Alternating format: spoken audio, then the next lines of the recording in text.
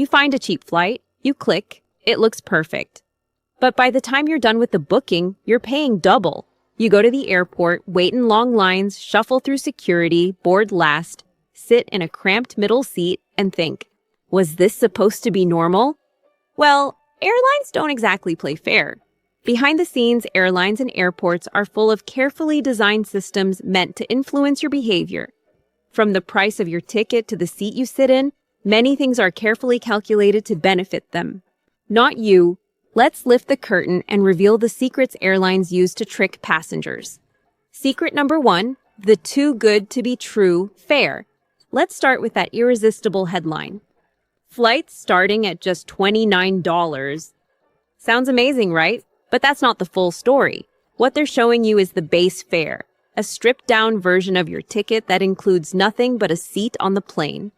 No luggage, no meals, sometimes not even a seat selection or a printed boarding pass. By the time you add one carry-on, choose your seat, and pay taxes and service fees, you're often paying 3 to 4 times the advertised price. This trick is called fare fragmentation or unbundling, and it's designed to pull you in cheap, then build up your cost piece by piece. Secret number 2, dynamic pricing based on your behavior. Have you ever searched for a flight, left the website, came back later, and suddenly the price had gone up? That's not a coincidence. That's dynamic pricing in action. Airlines use algorithms that track your browsing habits. If you search a certain route multiple times, they may increase the price to make you feel pressure, like the flight is in demand, and you need to book fast. In reality, the system is just reacting to you. To avoid this, always search flights in incognito or private mode. Secret number 3, the seat selection pressure. You've booked the ticket. Now they ask, want to choose your seat? For a fee, of course.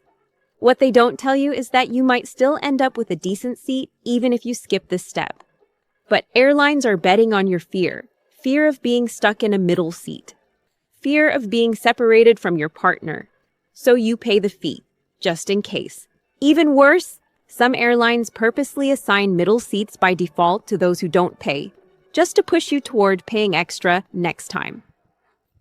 Secret number 4, overbooking because they expect you not to show up. It sounds outrageous, but it's true. Airlines often sell more tickets than there are seats on the plane.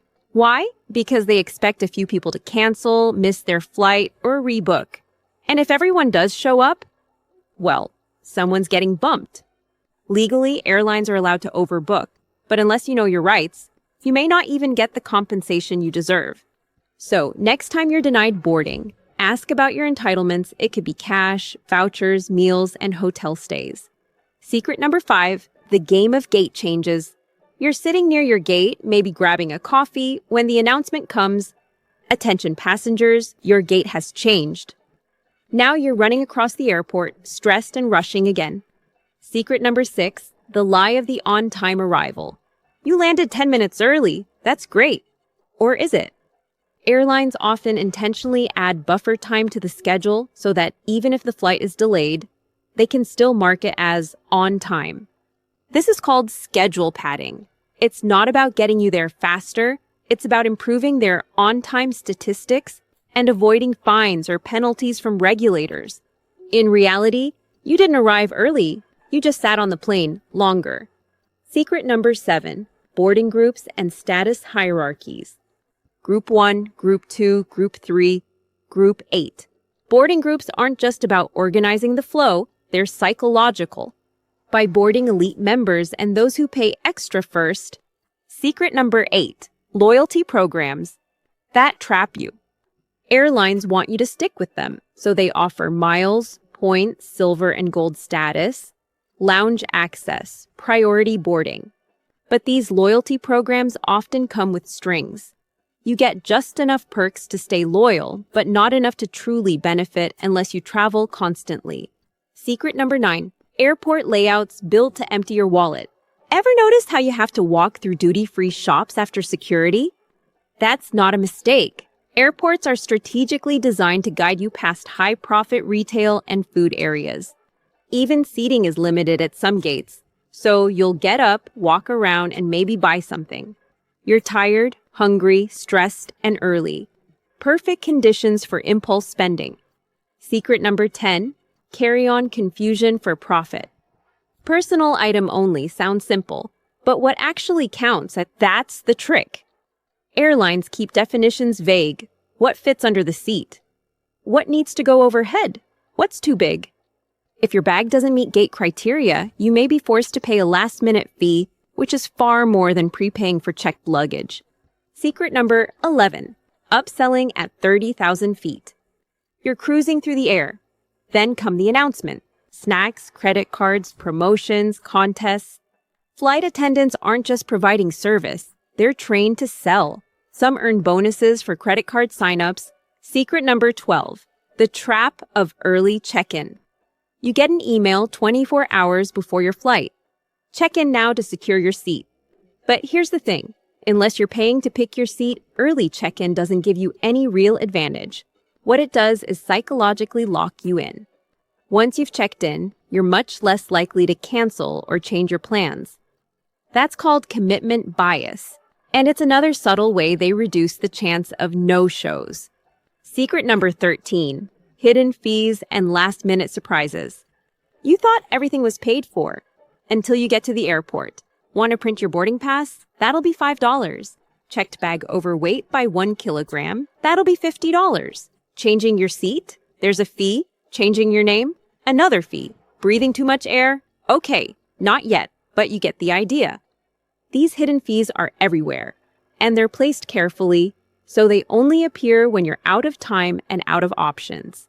Secret number 14, the fake upgrade deal. You're offered an upgrade, just $40 for more legroom. Sounds like a deal, right? But the truth is, those seats usually go unsold until the last minute, so they offer them to passengers at a discount to fill them up and make more money. The reality? You're not getting a special deal. You're just paying to escape the discomfort they designed into economy. Final thoughts. Airlines have mastered the art of control. They control how you book, how you move, how you sit, what you buy, and how much you spend. They use psychology, design, pricing strategies, and human behavior to push your decisions, always in their favor. But now, you know the game. So next time you fly, use private browsing to search flights. Don't rush to buy seat selection or upgrades. Pack smart to avoid surprise baggage fees. Understand your rights, especially if bumped. And think twice before joining loyalty programs blindly. Airlines might run the skies, but now you're the one in control. Make sure to download my free ebook, Top 5 Travel Scenarios and How to Solve Them. Whether you lose your passport abroad or miss a connecting flight, this guide will walk you through exactly what to do next.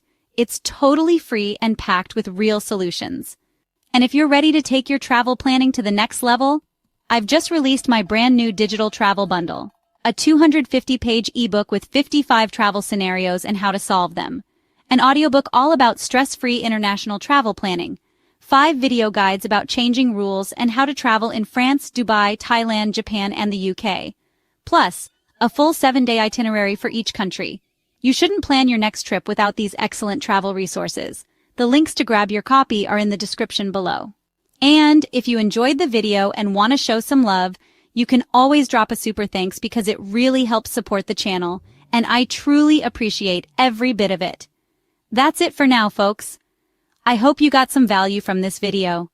Let me know in the comments which mistake you would probably have made, or if you have one I didn't mention. I would love to know. Thanks for staying until the end. I'm your host, Cheryl, saying bye for now, and I'll see you in the next video.